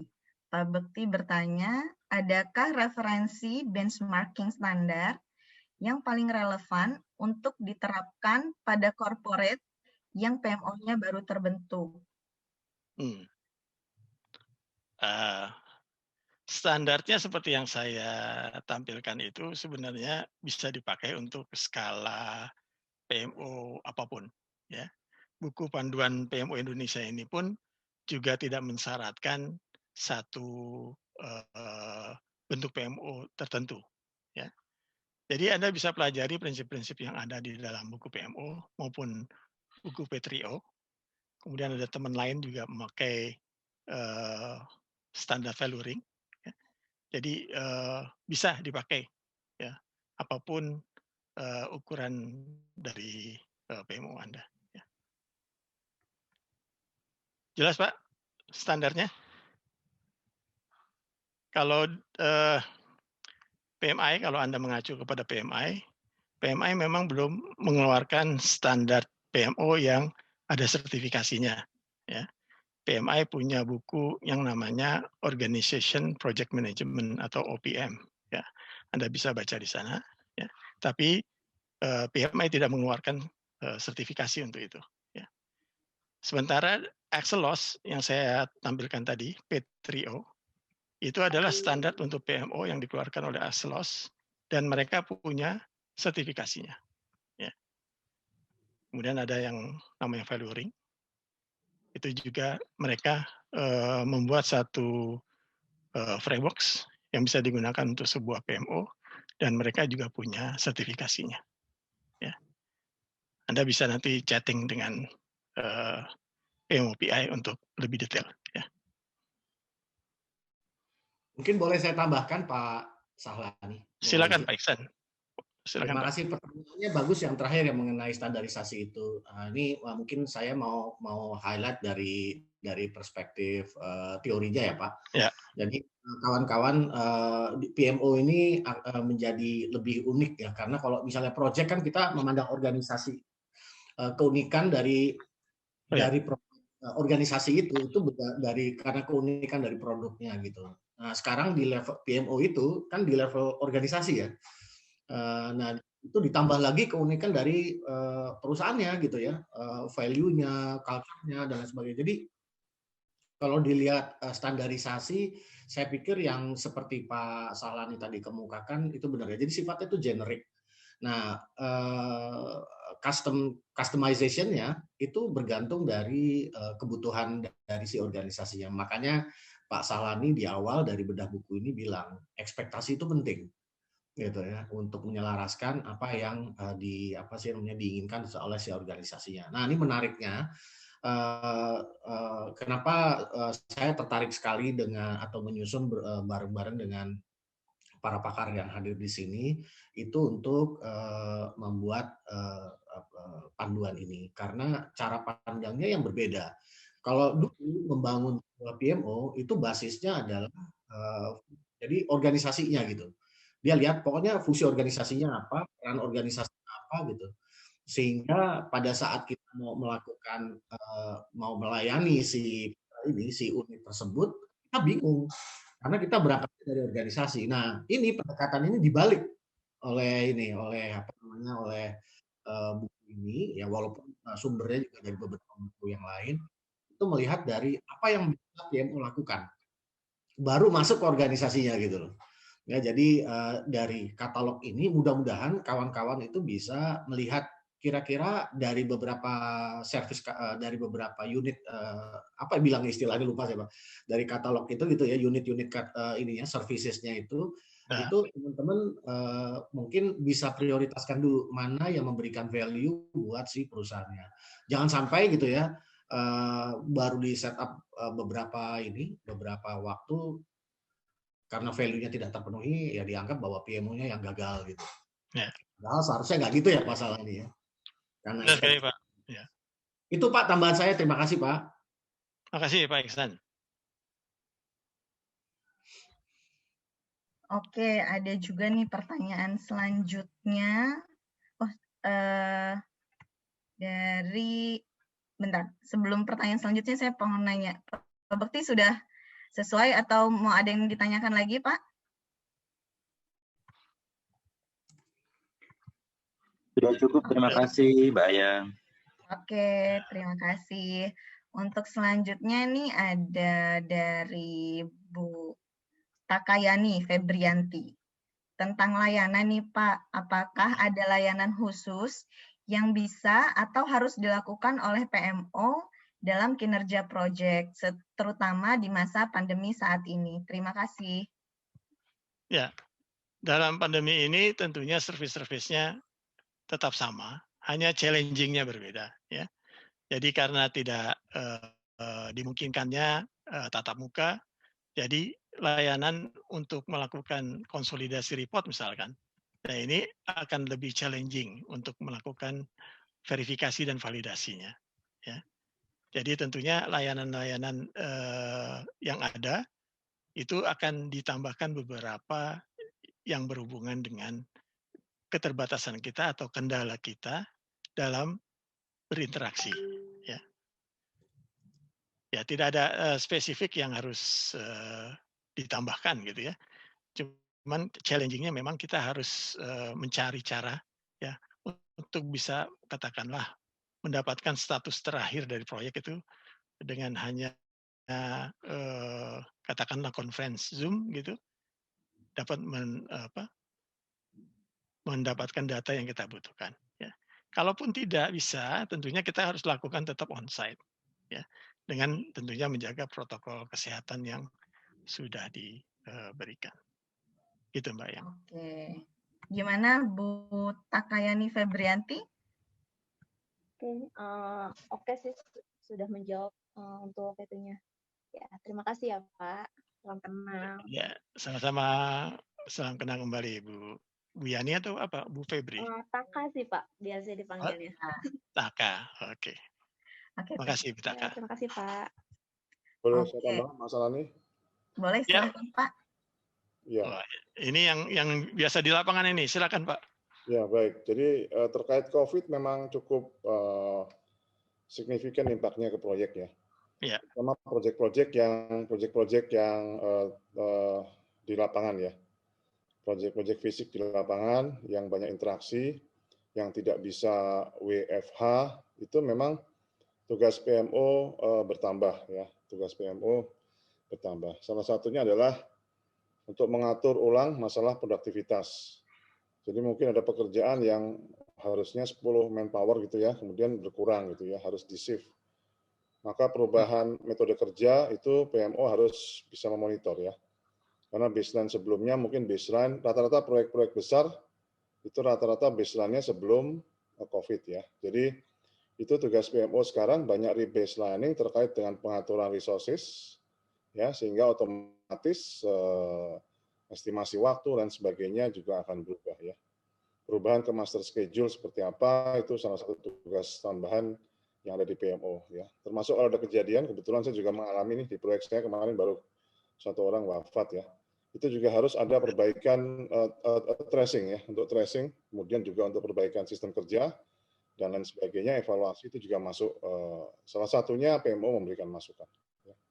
Demikian dari saya, terima kasih. Ya, terima kasih Pak Adi atas masukannya. Ya, terima kasih Pak Adi. Ya, terima kasih Pak Adi untuk masukannya juga. Memang sih Pak sering sangat terjadi kalau saya sendiri memang bukan PMO, kebetulan saya adalah PM-nya dari salah satu proyek dan saya merasakan sekali. Bahkan saya merasakan bahwa layanan PMO kantor saya justru kurang ketika kita pandemi seperti ini, ketika kita WFH, karena sulitnya berkomunikasi dengan mereka, atau ketika kita mencoba berkomunikasi, mereka ada misunderstanding atau miscommunication, seperti itu sih Pak. Makasih banyak Pak Adi untuk idenya lagi gitu. Kalau boleh tahu Mbak Taka proyeknya apa? Oh, kalau saya biasanya proyeknya di financial sektor sih Pak, seperti perbankan, insurance, seperti itu sih Pak. Banyak di kantor berarti ya? Iya, betul. Lebih banyak ke korporat seperti itu. Oke. Ya, terima kasih banyak Pak Zahrani dan Pak Adi. Ya, sama-sama. Terima kasih Bu Taka. Lalu ada pertanyaan dari Pak Dr. Mayrizal nih. Nah, mau bertanya langsung. Oke, silahkan Pak. Silahkan. Waalaikumsalam Pak Zahrani. Waalaikumsalam Pak Mayrizal. Terima kasih sudah gabung Pak. Waalaikumsalam. Ya, salam kenal. Kita biasanya ketemu di LinkedIn gitu. Iya, saya lihat di LinkedIn Pak. Ya, saya kebetulan ya mungkin dengan Pak Ihsan saya sudah sering ketemu. Kita ada beberapa ya, dia merupakan kontributor juga dalam riset saya di University Teknologi Malaysia yang tempoh hari. Jadi saya sangat tertarik sampai sekarang saya masih menulis Pak, masih menulis untuk jurnal-jurnal internasional berkaitan dengan pelaksanaan project manajemen maupun PMO di Indonesia gitu loh. Di sini saya kan dari berbagai literatur yang saya punya, mulai dari framework PMI, framework IPMA, framework APM, Axelos, apa namanya PRINCE2 dan lain-lain itu kan punya perspektif yang berbeda Pak. Iya. Nah, kira-kira kalau saya kemarin kan tidak melihat dari apa namanya, enggak terlalu melihat dari Axelos, PRINCE2, ITIL dan lain-lain, tapi saya mengacu kepada 3 framework yang dari PMCD PMI, ICB-nya IPMA dan ACF-nya PMA IPM. Saya melihat saya tertarik itu karena yang katalog ini kan cukup general sifatnya Pak ya. Sedangkan kalau saya yang alamin di project-project EPC itu kan complicated Pak, karena bermacam apa namanya prinsipal dengan klien itu mereka ada karakteristik yang berbeda-beda Pak Saklani gitu loh. Ini kita bagaimana dalam pengembangan katalog yang Bapak berikan itu bisa kita develop langsung atau ada acuan-acuan lain begitu Pak. Terima kasih Pak. Ya, Pak Merizal domisili di mana Pak? Saya Jakarta Selatan Pak. Oh, bukan di Malaysia. Saya pikir bukan. Saya sudah selesai dengan rekayasa industri selama 22 tahun, Pak. Jadi karena selesainya karena saya melanjutkan studi, Pak. Ya. Baik, Pak. Ya, referensinya Bapak sudah banyak sekali. Jadi sebenarnya tidak kekurangan referensi lah, Pak ya. Jadi di dalam 3 referensi Bapak mungkin bisa dilihat lagi apakah memang benar informasi-informasinya tersebut mencakup dari PMO ya. Kadang-kadang yang disampaikan tadi itu masih mengenai project management Pak ya. Jadi dari katalog layanan yang mungkin bisa dipakai 2 referensi yang saya tampilkan di samping panduan PMO ini itu memang harus di-customize Pak ya. Jadi harus disesuaikan dengan kebutuhan stakeholder-nya. Ya. Tetapi secara umum, itulah yang biasa dilakukan oleh PMO. Ya. Jadi sudah sangat cukup untuk bisa menjadi referensi. Ya. Mungkin Pak Adi bisa menambahkan pengalaman di EPC, Pak? Wah, kok saya sih, Pak? Pak Merizal, apa kabar, Pak? Masih ingat, Pak? Pak Adi, ingat, Pak. Kita sering ketemu di IAMPI iya, ya, Pak, ya? ketemu di IAMPI. Saya sering ketemu Pak Pito. Pak Pito kan senior saya di UTM, Pak. Oh iya, Pak. Baik, Pak. Seperti yang Pak Sani bilang, Pak, yang terbaik PMO bukan yang terbanyak, Pak, ya. Bukan yang terbanyak servis katalognya, ya. Dan yang terbaik PMO juga mungkin tidak perlu harus fanatik ke satu mazhab ya, Pak, ya. Mazhab. Ya. Mungkin yang sesuai dengan kebutuhan itu challenge-nya, Pak. Jadi challenge-nya adalah bagaimana kebutuhan PMO itu bisa termapping dengan baik, kemudian kita cari layanan-layanan yang sesuai dari berbagai macam sumber, Pak. Kalau saya pribadi, saya nggak rekomen ya, Pak, ya, kalau kita harus fokus ke satu saja, gitu ya. Kebetulan saya juga dengan Pak Sani certified P3O ya, tapi kita juga nggak pernah P3O minded gitu, Pak. Jadi artinya kembali kepada value yang diperlukan, ya, kita cari layanannya bukan yang terbanyak, Pak, tapi yang paling pas ya, paling pas dengan kebutuhan ya. Kira-kira seperti itu Pak Marisa. Mungkin boleh saya tambahkan Pak Adi? Oh silakan. Ini mohon izin. Jadi ngomong Pak. Salah satu ide dari bentuknya buku panduan ini adalah kita mau buat yang lighter version lah Pak gitu ya dari standar-standar yang ada. Saya ambil contoh gini.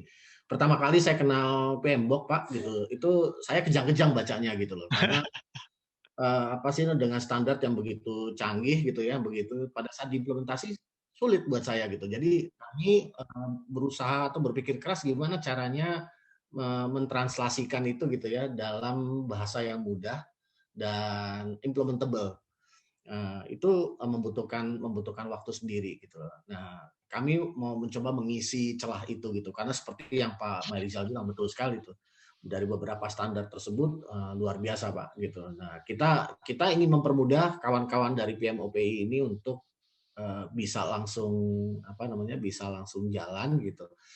tanpa harus berkaca ke ke beberapa standar yang berbeda gitu loh. Jadi kita melihat bahwa kita akui di dalam PMOP ini mungkin kontribusi kontribusi originalnya ada gitu, tapi kontribusi yang sifatnya referensi dari standar-standar yang lainnya juga banyak. Nah, kita meramu itu supaya kawan-kawan lebih mudah untuk mengartikulasikannya gitu ya. Jadi lebih praktikabel lah Pak kalau menurut saya. Mungkin itu sih tambahan saya Pak Adi, Pak Salani. Ya, terima kasih Pak Iksan. Begitu Pak Mirza, ada pertanyaan yang lain? Enggak, pertanyaan nggak ada Pak. Saya hanya ingin minta dukungannya ya, kita bisa sama-sama. Saya ingin membuat sesuatu standar-standar kompetensi project manager yang baik secara spesifik dan secara umum di Indonesia Pak, dari riset saya yang pernah saya presentasikan dalam webinar PII tanggal 18 Januari kemarin. Ini saya mohon dukungannya aja Pak Sakrani, Pak Adi, Pak Iksan, saya juga Pak Bito kemarin. Karena saya ingin kita dengan dengan kompetensi sumber daya lokal kita Pak, tidak kalah dengan asing, sehingga kita bisa meminimais masuknya project manager asing Pak. Bagaimana saya ingin menjadikan ini sebuah standar untuk BNSP yang secara umum yang berlaku di Indonesia, walaupun ada yang spesifik PMI mengeluarkan, YAMPI mengeluarkan, Prince2 mengeluarkan begitu Pak. Tapi secara umum kita sudah mempunyai parameter-parameter untuk menentukan standar kelayakan kompetensi seorang PM di berbagai proyek di Indonesia Pak. Itu aja Pak Salani, terima kasih. Welcome Pak, ya kami tentunya sangat mendukung usaha-usaha itu untuk kemajuan negeri kita. Ya. Ya Pak, terima kasih Pak. Assalamualaikum warahmatullahi wabarakatuh. Waalaikumsalam Pak Rizal. Waalaikumsalam. Terima kasih Pak Mayrizal. Mungkin seru juga nih kolaborasi. Ya, Adi. langsung Pak. Boleh saya tambahkan sedikit tadi Pak Mayrizal? Boleh, silahkan Pak. Ya. Untuk project manager kompetensi ya Pak ya, ini saran saya Pak. Ini mungkin yang perlu dipecahkan pertama kali adalah dia mau diassess berdasarkan apa Pak? Karena ada pendekatan knowledge base, kompetensi base, dan proses base ya. Saya rasa itu dulu Pak yang harus diputuskan Pak Mayrizal. Begitu tuh diputuskan dengan konsekuensi biaya tentu ya. Karena kalau kompetensi base pasti akan lebih mahal dari knowledge base ya. Itu baru setelah itu diputuskan, baru kemudian selanjutnya bisa dilakukan Pak. Mungkin boleh saya jawab Pak Adi sedikit aja Pak Adi? Ya Pak. Nah, saya pendekatannya yang pertama dari 3 kelompok aja Pak Adi. Dari kelompok knowledge-nya PM itu sendiri, kemudian technical kompetensinya sendiri, dan kemudian dari personal kompetensinya sendiri. Itu ada 140 variabel Pak. Oke Pak, ya. Oke, terima kasih Pak Adi Ya, masukannya. terima kasih Pak Rizal. Ya, Assalamualaikum warahmatullahi wabarakatuh. Waalaikumsalam. Oke, kita masuk ke pertanyaan lagi. Mungkin ini pertanyaan terakhir kali ya Pak ya? Atau mau dibacakan semua? Karena udah jam 11.14. Ya, nanti dikumpulkan aja. Jadi mungkin kalau di Telegram bisa kita lanjutkan. Boleh. Nanti ini pertanyaan terakhir. Kalaupun nanti ada pertanyaan dan saran masukan lainnya bisa dilanjutkan di Telegram ya. Karena Pak Syahlani, Pak Adi, dan yang lain juga ada di sana untuk menjawab. Yang terakhir, ini ada pertanyaan dari Pak Rahmat Mulyanto. Pak Rahmat Mulyanto mau saya bacakan atau mau disampaikan langsung Pak? Silahkan untuk pertanyaan terakhir. Baik Pak Syahlani dan Mbak Yang ya.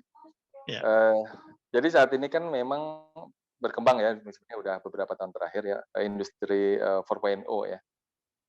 Nah, dengan berkembangnya industri 4.0, kalau untuk di industri manufacture mereka sudah sangat siap ya dengan roadmap-nya ya. Dengan roadmap-nya. Nah, konstruksi itu saya melihat masih cukup ketinggalan ya.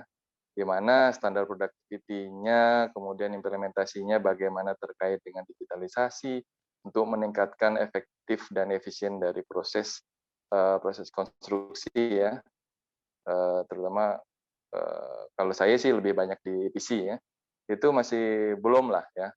Kalau kita lihat di Singapura mereka juga baru punya standar yang terkait dengan manufacture. Nah untuk di PMU ini apakah sudah ada Pak roadmap-nya industri 4.0 ini, bagaimana kita meningkatkan layanan sehingga lebih memberikan nilai yang lebih ya daripada sebelumnya. Begitu saja Pak Sahrani. Kemudian sedikit komen yang terkait dengan beberapa pertanyaan tadi ya, bahwa PMO ini akan efektif pada saat kita sudah melakukan evaluasi change management dengan baik ya.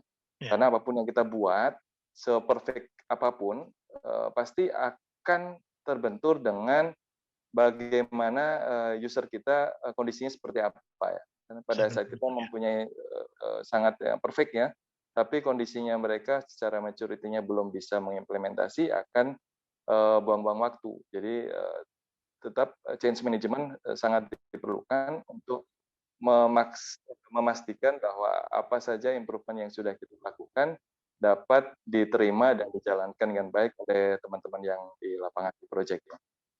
Itu aja Pak Salen. Terima kasih banyak. Ya, baik Pak Rahmat atas masukannya.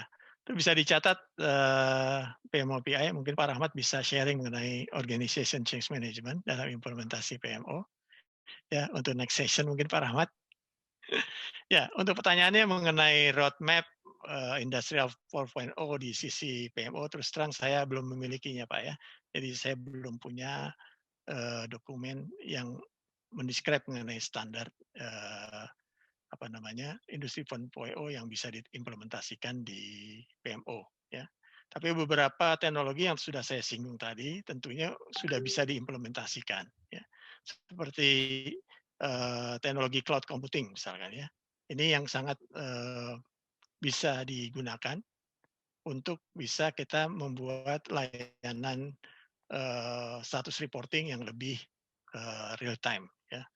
Dan kapan saja, di mana saja mereka bisa melakukan akses terhadap reporting PMO. Beberapa teknologi lain mungkin ada yang bisa sharing, silahkan. Sakit tuh rambut aku.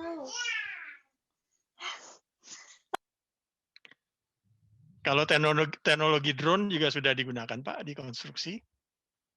Ya, jadi pemantauan melalui drone juga bisa dilakukan untuk mengumpulkan status dari progress project. Gitu Pak Rahmat. Oh, baik Pak. Ya boleh nanti kalau misalnya ada rekan-rekan yang sudah pernah mengimplementasikan sampai 7D ya, mungkin boleh diskusi atau memberikan feedback kepada mungkin saya tambahkan sedikit Pak Rahmat. Ya. Ya mungkin salah satunya BIM 360 ya Pak ya, yang sekarang sudah digunakan, itu juga salah satu spotting tools untuk construction 4.0 Pak ya. Jadi PMO juga harus kemampuan juga Pak untuk mengikuti zaman. Iya. Zaman ya, mengikuti BIM seperti apa ya.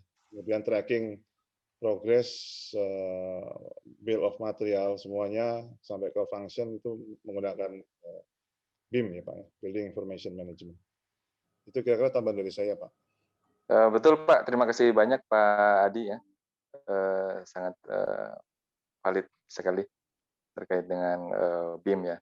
Karena BIM saat ini sudah sangat maju sekali, tinggal kita bagaimana dari tim desain mendevelop line desainnya ya, line desainnya sehingga sesuai dengan CBS, dan CBS nanti disesuaikan dengan WBS yang semakin fleksibel ya, sehingga di lapangan akan terukur dengan baik. Barangkali sudah waktunya kita mengimplementasikan barcode ya. Ya, baik itu aja Pak. Terima kasih banyak waktunya. Sangat menarik sesi hari ini. Terima kasih sudah bisa bergabung bersama. Terima kasih Pak Rahmat. Terima kasih Pak Rahmat. Karena tadi pertanyaan terakhir, dan masih ada beberapa pertanyaan serta masukan-masukan, nanti bisa langsung ke Telegram grup kita aja. Tadi Pak Syahrani juga bilang bisa ditanyakan ke sana, nanti bisa ada Pak Adi, mungkin rekan-rekan yang lain, Pak Isan, Bu Anin yang bisa menjawab juga. Lalu kita masuk aja ke agenda kita yang selanjutnya, karena tadi udah tanya-jawab, sekarang kita adakan kuis. Kuisnya singkat aja, cuman ada satu pertanyaan. Nanti silahkan rekan-rekan ketik jawabannya di kolom chat. Nanti antara Pak Syahrani, saya atau rekan panitia yang lain akan memilih 3 pemenang beruntung yang bisa menjawab pertanyaannya. Pertanyaannya itu gampang aja. Mau dari saya atau dari Pak Syahrani, Pak? Silakan, Bayang. Oke, pertanyaannya gampang aja. Tadi kan karena kita bedah buku panduan PMO Indonesia terkait katalog layanan PMO, saya ingin bertanya, sebutkan 3 katalog layanan PMO yang ada di buku. Atau mungkin yang rekan-rekan ketahui aja juga nggak apa-apa. 3 layanan PMO. Mungkin tadi beberapa Nanti sudah yang disebutkan. belum punya buku nggak bisa jawab. Atau sesuai dengan ini mereka gitu juga bisa. Konseptor juga nggak Biasanya eligible ya Pak ya? nyerempet-nyerempet, Pak. Konseptor dan writer nggak eligible itu ya? Nggak boleh, Pak. Atau mungkin kan tadi juga Pak. Kalau friend yang udah beli buku. Bisa. Atau dari yang tadi Pak Syalani sebutkan kan itu ada 5 kategori tuh, 5 kategori dari 28 layanan. Mungkin sebutkan dari kategori itu juga pun nggak apa-apa. Sebutkan 3. Dimulai dari sekarang kan? Ya, dimulai dari sekarang. Kita tunggu 2 menit sampai 3 menit. Yang mau call a friend boleh, Sudah ada beberapa yang mau searching, googling boleh, yang mau nyontek di bukunya juga boleh. Mungkin sambil menunggu jawaban, saya mau menyampaikan satu informasi Pak Salani, terutama untuk para pengurus PMOPI dan juga anggotanya. Saya atas nama Binus Business School hari ini juga hadir dengan 2 mahasiswa saya, yakni Jessica dan Greg ya. Kami akan mengundang PMOPI untuk melakukan fokus group discussion dalam penelitian kami yang mudah-mudahan juga bisa berkontribusi terhadap enhancement dari layanan buku panduan buku PMOPI di Indonesia, yaitu tentang kompetensinya PMO manager. Ya, jadi kalau ini kita udah siapkan organisasinya, ini mudah-mudahan kami bisa berkontribusi untuk menyiapkan orangnya. Ya, insya Allah kami akan lakukan di akhir Februari awal Maret, dan mungkin nanti kami akan minta masukan dari PMOPI untuk perwakilan dari industri dan juga dari akademisi. Ya, mungkin dalam hal ini salah satunya Pak Mahrizal tuh bisa jadi satu kandidat tuh nanti ya. Nanti akan kami sampaikan resmi suratnya dari Binus, Bapak Ibu yang terhormat. Terima kasih. Ya, menarik sekali itu Pak penelitiannya. Siap, Pak Iksan. Oke, udah ada beberapa yang masuk nih. Saya lihat. Untuk hadiahnya juga hadiah hiburan, ada MOOC dan juga ada 2 MOOC sama 1 buku. Jadi untuk yang jawab pertama benar itu akan mendapat buku dan 2 lainnya akan mendapat MOOC. Gimana rekan panitia? MOOC-nya kayak apa MOOC-nya? MOOC PMOPI dong, Pak. Wah, cantik kelihatannya itu. Bagus. Bisa buat ngopi-ngopi. Karena pandemi kan nggak bisa ngopi nih, kita bareng-bareng. Ini ngopinya pakai MOOC PMOPI aja. Oke. Yang diambil itu yang menyampaikan jawaban langsung 3 ya. Jadi nggak terpisah-pisah. Misalnya 1 dia sebut apa, dukungan apa, terus nanti di chat selanjutnya apa. Jadi di satu chat itu ada 3. Ya. Coba saya lihat. Atau rekan panitia udah ada ini.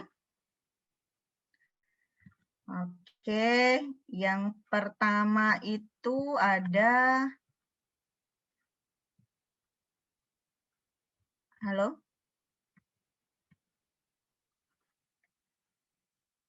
Siapa jurinya? Mbak Feli, bisa sebutkan siapa? Di saya ketutup. Bentar ya, ada yang langsung jawab 3. Benar. Jadi di satu chat itu ada 3 jawaban, bukan yang jawabannya pada benar semua, cuman kita pilih yang paling cepat aja ya. Ada Pak Ridwan Hanafi,